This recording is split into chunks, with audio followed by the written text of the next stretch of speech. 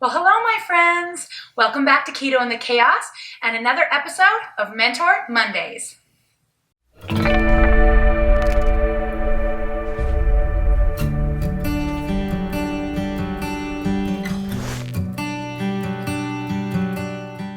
For today, we are going to be talking about the most important macro in a ketogenic diet, and that is fat.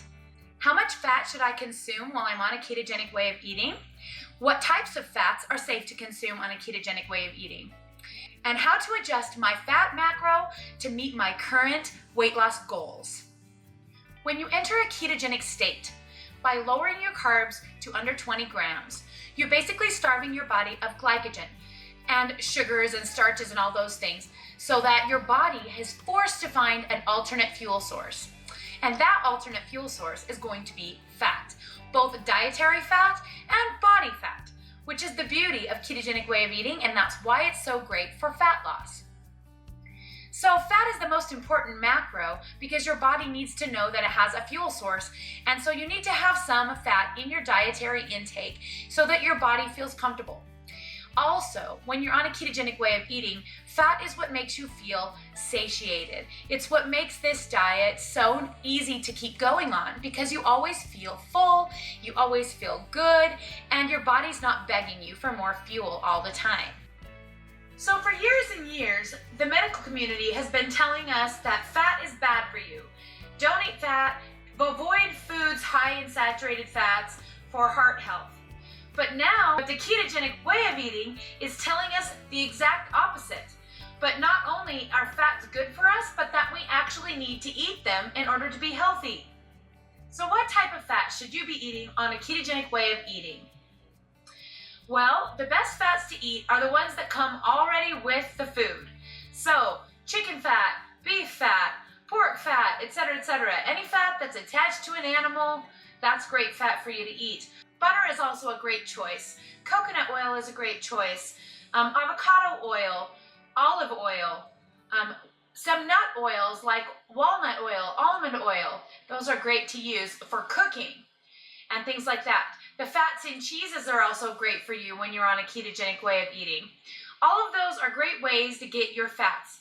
Oh, and let's not forget the most beautiful fat of all, avocado. There's so many great things in avocado that avocado has become one of the icons of a ketogenic way of eating.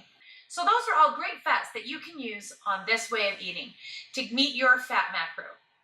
You may have noticed that I rarely add fats to my Creo brew drinks in the morning. You'll see on a lot of keto channels people doing bulletproof coffees, bulletproof broth. I choose not to do bulletproof anything.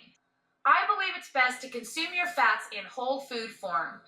I prefer not to drink my fats. I don't want to add extra calories that way. Sometimes I will add a little bit of heavy whipping cream, but that's usually more for taste purposes and not because I'm trying to meet my fat macro.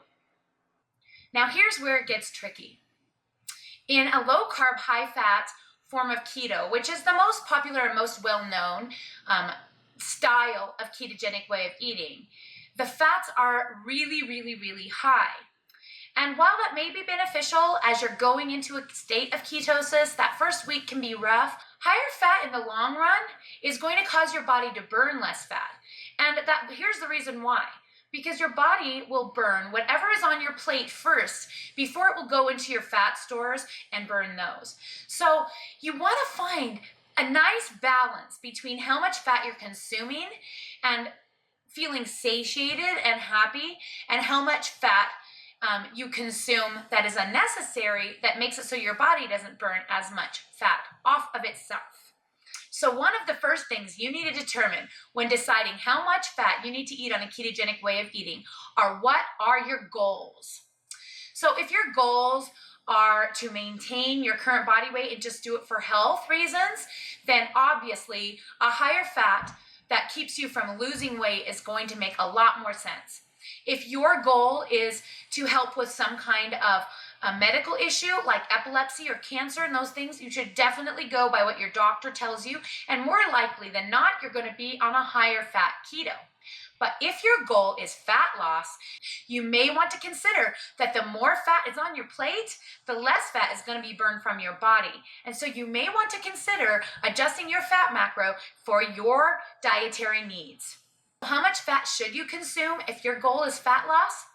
Well, the idea is to find the exact right place to keep your fats, where your body is burning fat and you're continuously losing inches, but where you have enough fat to feel satiety and happiness on this way of eating. So that is the key. Now, all of this information that I'm giving you is based on the science of Doctors Finney and Volek, and you're more than welcome to study their book, The Art and Science of Low Carbohydrate Living, to understand this fat lever process. How higher fat means maintenance and lower fat means fat loss. They talk about that in their book, and it's very informative. So if you want to know the science behind it, you should definitely check that out. Also, if you're looking for someone to give you an exact fat macro, I cannot do that. But if you would like to join the group Ketogenic Dieters on Facebook, they actually have a chart that they have formulated that has pretty much the perfect amount of protein, fats, and carbs to eat in order to have muscle maintaining and fat loss. You'll know if you've watched some of my other Mentor Mondays, I talk about protein and how I eat a higher level of protein than most people doing keto. And the reason I do that is to maintain my muscle mass. I'm not messing with my protein macro. I have had a lot of people suggesting to me that that is the reason I'm having kind of a mini stall. And honestly, I'd rather have a stall and protect my muscle mass than risk losing it. I'm not a bodybuilder. I'm not out there lifting right now. I'm not building muscle. So I honestly can't afford to lose one tiny ounce or gram of my personal muscle mass. So I choose to raise my proteins up to the place where I feel is most beneficial to my lean body mass. You can choose what you want to do. I'm not here to tell you what to do. I'm not trying to tell you that what you're doing is wrong. I'm just trying to let you guys know that there's another option out there. So if you're struggling, maybe you want to try this, lowering your fats and raising your proteins in order to feel more satiety and also achieve more fat loss with less muscle loss. I know that can be confusing when you're raising up your proteins and lowering your fats. It may sound like you'd be consuming more protein than you would fat. But if you look at the fat, protein, and carb percentages when you track things in MyFitnessPal or Chronometer, you'll notice that the fat macro is still significantly higher than the protein macro. On average, my fat macro is about 55 to 60%, and my protein macro is about 35 to 40%, and my carb macro is anywhere from 5 to 15% depending on the day. And it just depends on how things fall into place.